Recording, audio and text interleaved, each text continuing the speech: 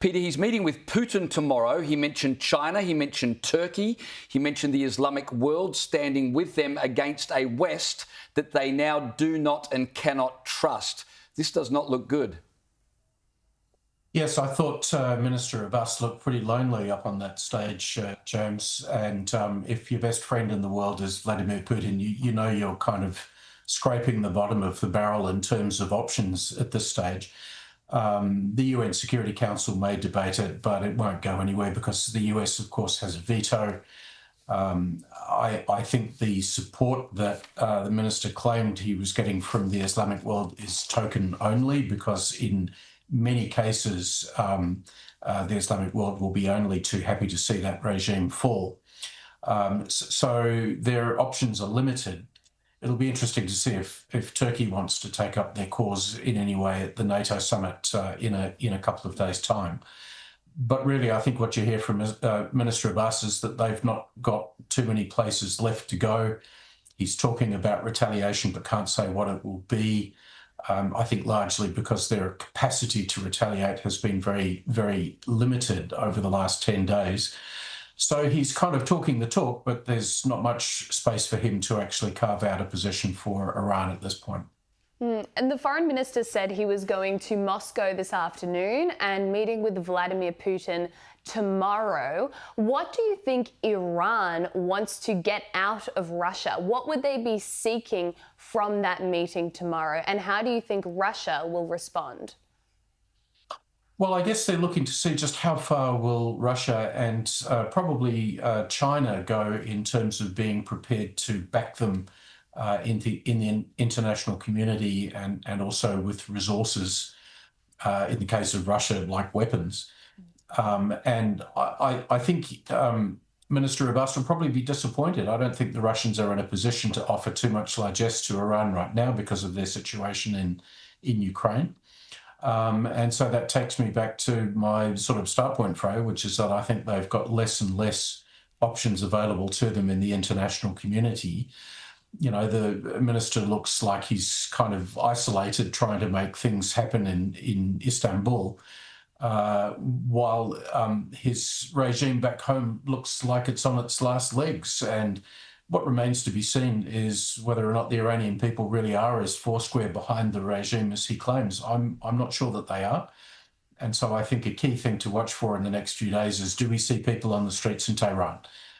Because that may well be a signal of the end of the regime.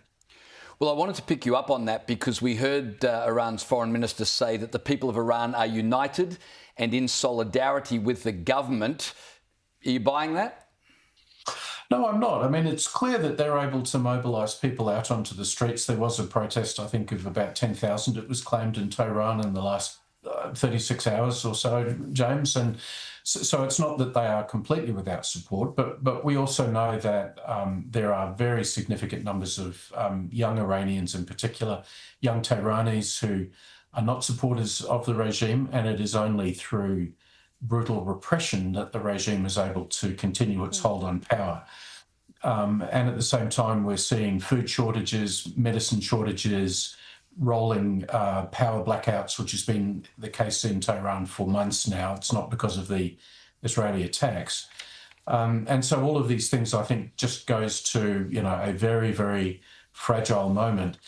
And I think as soon as Iranians decide that they don't need to be scared of the regime any longer, that may well be its endpoint.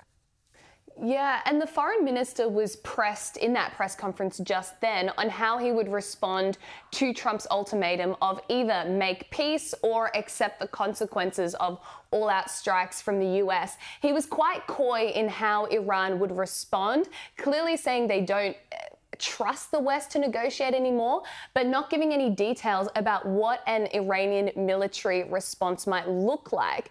Based on what we've just heard from the foreign minister, what do you think Iran will do next? Well, on the diplomatic front, I think their options are very few indeed. And there was a sort of a confusion in the minister's comments about were they open to negotiation or not. And I don't think he's got a credible answer for that. In terms of military responses, well, it seems that Israel has done a very effective job of significantly reducing the number of missile launches that Iran has. I've heard a figure to say that the Israelis are claiming they've destroyed 50%, half of all launches. And so that very significantly constrains what they can do by way of missile attacks. And there's one thing that's left, Freya, and that's their proxies. Hezbollah, the militia groups that they support in Iraq, the Houthis. Do they have the capacity now to direct those forces to go out and attack ships in the Red Sea or the Straits of Hormuz? Can those proxy forces cause attacks on American bases through Iraq, for example? That, I think, is a bit of an unknown quantity at this moment, except to say that up until now there hasn't been very much. And I think that just goes to the complete collapse of the Iranian command and control system through their Islamic Revolutionary Guards to actually mobilise these proxy groups. So, you know, for me, that's something to test, is to see if they can do more than they have. But so far, the response has been very limited and not enough really to, you know, change the basic strategic equation that we're now seeing in the region. The other thing I want to ask you about, Peter, while we've got you, is obviously Iran's military capabilities have been massively limited. But what about terror cells right throughout the West? Surely the threat of terrorism now in Western countries is very high. Do you agree with that? And what should Western governments, including our own, be doing as a result of events today?